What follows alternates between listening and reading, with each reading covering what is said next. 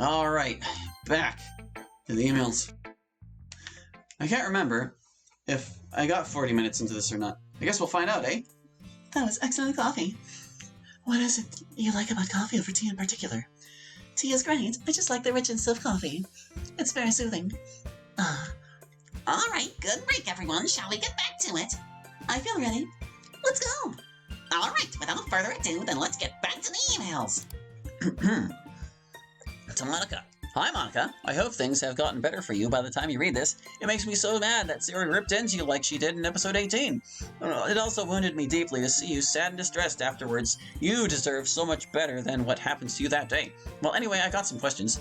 1. What do you do to unwind or de-stress when you experience tough situations like, well, what I mentioned above? 2. I'm sorry if this was asked before, but what aspirations would you have, career or otherwise, if you weren't stuck repeating high school over and over again?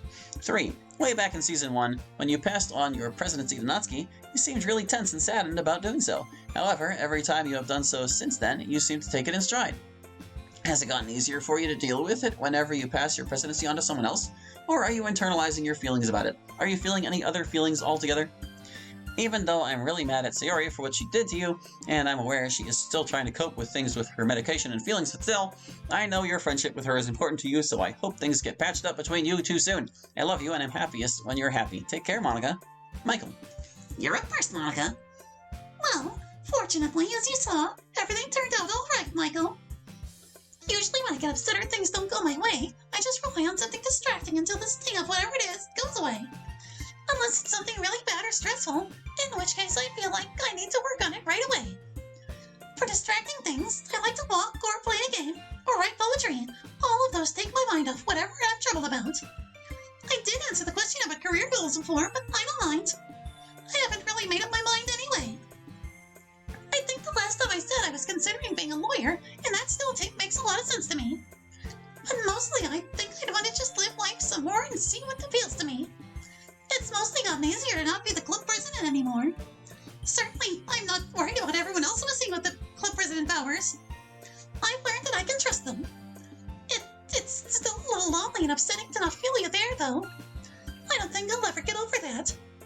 Anyway, I hope that answers your questions. Don't be mad at Sayori for what happened. It wasn't her fault. And after all, I did much worse to her than she did to me. Plus, she's much better now. Cool. Next. Are you still going to do that bit? You know it. Hey, everyone. Hope y'all are doing great, and I just have some questions. 1 for the whole club. Since you guys will keep repeating the whole school year in a big time loop, or so I heard, what would be a thing that you would do that you normally wouldn't do since it will be resetted? 2. For anyone, really. What do the other Dokis sound like? I only heard Monica's voice, and I couldn't help but wonder how everyone else would sound. 3. For a whole club. Do you guys ever hear the music that plays when the game is playing? In case you guys didn't know, there's music playing for the entirety of the game while things are happening. If so, what is your favorite one? Sincerely, Milk. I should be able to knock the answers to this one out real quick. Or knock them out, rather. So first of all, it doesn't reset at any point. Everyone still remembers everything we've done. I couldn't go on a murdering spree and then go, bam, reset. Now none of you know what I did. It doesn't work like that. It's just that our upcoming school year is always our senior year, and the year we're in is always our senior year. Things still carry forward. We just don't age or progress. I feel like we've mostly answered that what everyone sounds like in earlier questions. In one of the glitch tracks from the original game, you can hear Yuri breathing and laughing insanely, but it's much higher pitched than her usual voice. Yuri's voice is a little low and smoky, while mine is high-pitched and whiny, I am told. Sayori's voice is also kind of high-pitched, but not as much as mine. MC is pretty normal guy voice, maybe a little higher-pitched than your average dude. And Miss Ina's voice is very soothing, higher-pitched than Yuri's, but soothing. Hopefully that helps. And to answer your last question, only the club president can hear the song that's playing. No one else can hear the BGM.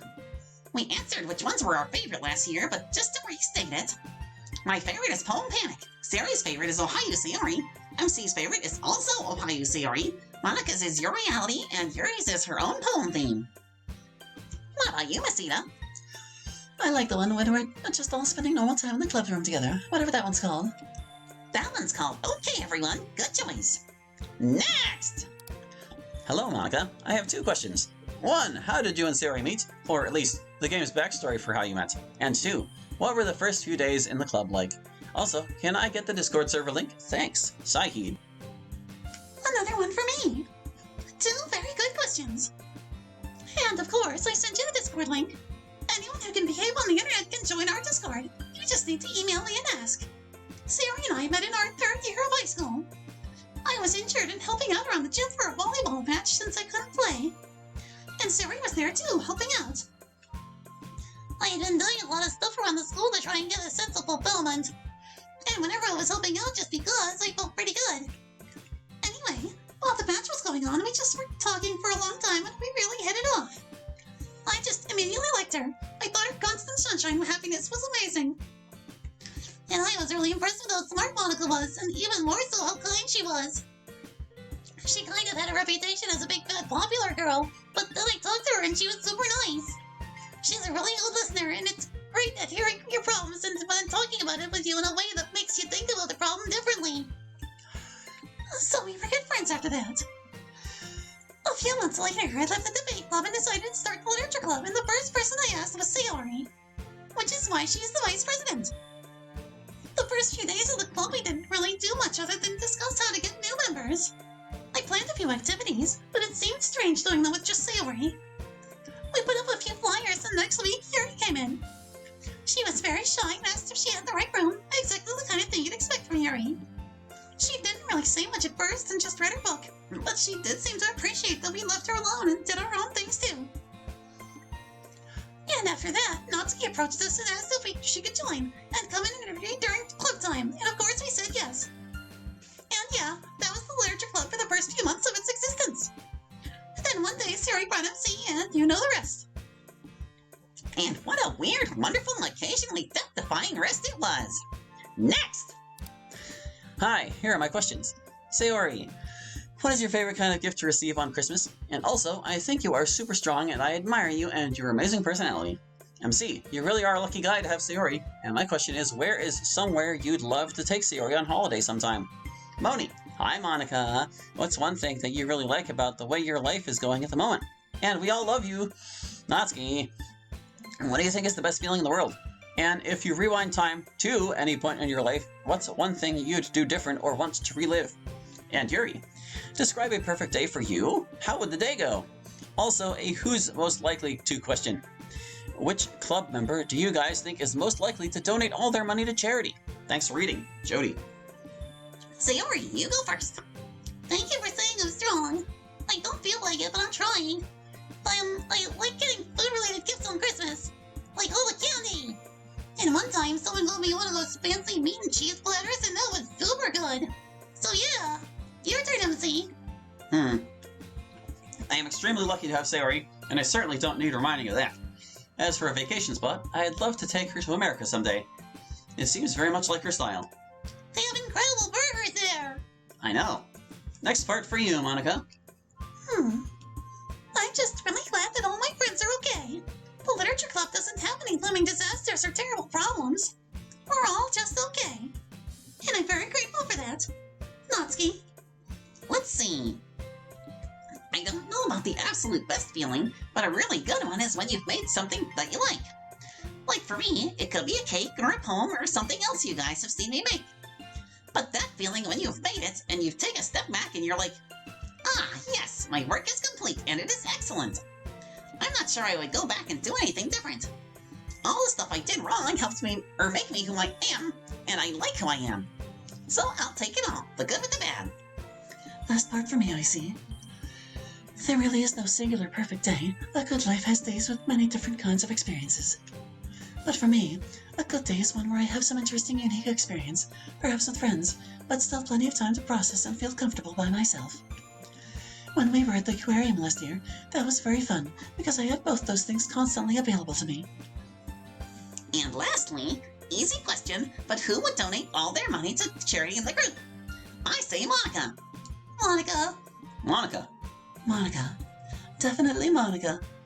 Yeah, well, I haven't done it yet. Still way more likely to do it than any of us. Next! So, hello everyone. I don't know if you guys still do this type of thing, but I had a question for Yuri. So Yuri, how did you get into reading? And T, have a fun time over there. Greetings from KnifeWife77. don't know how I got into reading. I've been reading as long as I could remember, when I was a very small child. I have always loved it very dearly. Tea is much easier. That happened not too long ago. Really? Really? Let's see. I think it would have been about when I was 13. I did not really care for tea before then, but that's because I was only familiar with a brand my father likes, which is cheap and rather disgusting in my opinion. But he likes it. Anyway, I was visiting a friend and they served a most excellent tea, and I drank it out of politeness, but it was amazing. I really had my eyes opened as to tea. And after that, I was a bit tea obsessed for a few weeks, more than usual. I tried many different kinds and learned many facts about tea. And ever since then, I've just loved it. I hope that answers your question. And now, next, as Natsuki says. Hey, don't steal my bit! So, would you rather be rich and financially comfortable but alone, or be extremely poor and desperate but be surrounded by friends and family? And have unlimited games or unlimited snacks? Own a dog or own a cat? Oh, some good quick-fire questions here. Rich and lonely or poor and loved? Poor and loved for me, I'm already familiar with that. Rich and lonely. Poor and loved. Poor and loved. Rich and lonely. Poor and loved. Interesting, but I had to think about it. Unlimited games or unlimited snacks? Games free. Games. Snacks. Snacks! Snacks. Snacks. Me and MC remain the only true gamers. Dog or cat? Dog. Dog. Dog. Cat. Cat. Cat. Ooh, even split. There you go, emailer. Next. Hi everyone, thank you for answering all my previous emails. Sorry if they were cringy or made you angry. This email isn't about romance. I have a different topic for this email. Fears! What are your basic fears, e.g. fear of heights, dark, etc.? And what are your advanced fears, e.g. fear of intimacy, fear that you won't live up to a standard, etc.? If you're confused on what I mean, I'll give you an example myself. I have a strong basic fear of buzzing insects and fire. The buzz itself makes me shiver like I've been attacked. And my advanced fear is fear of being an objectively bad/evil person. Thank you for answering these. I know this topic is kind of dark, so for a lighthearted footnote, what is the cutest or silliest dream you've ever had while sleeping? Thank you again, Charlotte, aka Chakwa. Good old Charlotte email. She wants our primal fears, our more complex grown-up fears, and a cute or silly dream we've had. I don't like really loud noises. I guess with grown-up stuff, I'm afraid of not being able to survive, like income-wise, poverty-wise, which is a very odd response considering I just said I'd rather be poor and loved. You can probably imagine why. I don't usually remember my dreams, but I remember one I had the other night where I was Luigi for some reason, and I died a heroic death, but then I was resurrected and everyone cheered. It was really weird, but it felt nice. I'm kind of spooked by really deep ocean, if that makes sense. Like, I saw a diagram recently in a textbook that showed just how deep the deepest parts of the ocean are, and it was terrifying. I'm alright if I'm in the ocean or a pool where I can see the bottom of or feel it, but once I don't know where the bottom is, I get really uneasy. As for more grown-up fears, I am always terribly concerned about my students and being unable to help or protect them. I have a lot of bad dreams, where the school is on fire or something and I can't help somehow. I don't really remember any cute or nice dreams I've had recently, unfortunately. I usually don't remember them unless they're bad. I have trypophobia. Like, lots of tiny irregular holes clumped close together in a gross way. If you Google it, you'll get what I mean. But, be prepared to learn you have a phobia you didn't know you had before. The horrible, more realistic fears are a lot easier for me. I'm constantly afraid that I'm going to let everyone down and hurt them because of how broken a person I am. And that everyone will be really sorry they knew me and be hurt because they were close to me. It's tough to live with. I did have a nice dream the other day, though. I was in a park and walking, and I had a big sun hat on, which was talking to me and describing the people around me. I don't know why it was doing that, but it was. It was nice. I don't have any primal fears yet of the kind you mean, or at least none that I know of. I'm sure I'll discover one sooner or later, but for now, none known. More standard fears is easier. I don't like meeting new or unfamiliar people. I'm not good with strangers. As you well know. I almost never remember my dreams, so unfortunately I couldn't tell you any cute ones. I'm afraid of parasites, like stuff that grows inside you. If I found out I had ringworms, I would freak out. Like when I was 6, my sister brought lice home from school and I was freaked out just by the lice. I was so scared that they'd get onto my head. Oh, also, I used to be scared of spiders, but now not so much. I just let them do their thing. It's actually kind of hard to think of really serious fears, luckily. I guess I'm kind of tired of being in school, but that's not really a fear. I had a dream about Sayori the other night. I couldn't see her, and it was dark, but I knew it was her, and I was just close to her. It was really nice. I have a pretty unique primal fear which you all already know about. I don't know what to call it. Reality claustrophobia or whatever. The constant oppressive panicky feeling that I am trapped in a flawed, flat reality, imprisoned in a horribly uncomfortable world which is simple and confining compared to the vastness of reality. But the good news is that compared to that, all my other fears aren't really so bad. I guess if I had to pick a grown-up fear, I'd pick one of the ones you suggest, that I won't live up to the high expectations everyone has of me. That's a lot of pressure. And I don't even know what I want to do yet. Assuming I ever get the chance to do it. I had a dream the other night, which I don't really remember now, but I remember that I was training some people, like a group of people, to do something. It wasn't the literature club before you ask. But whatever I was training them to do, they did. And I remember being overwhelmed with a sense of pride in them. Unfortunately, I don't remember any of the details now. That's all I have for my answer, Natsuki. Shall we move along? Yep, here we go. Monica, always the beautiful leader. Yes, I will almost always put that before I ask the question or say a statement. You are the most beautiful young woman I have ever met, and you have a great personality. So I got to ask, also because I'm wondering, how many guys ask you out daily? And if everyone else wants to answer, they are welcome. Though I'm guessing Sayori will say she only needs MC and vice versa. Yeah, this one was divided up into different questions for all of us. First one's for Monica. Thank you for the compliment. I always appreciate all the wonderfully kind things you all say about me. Well, I mean, a lot of people ask me out, I guess, using the definition you mean.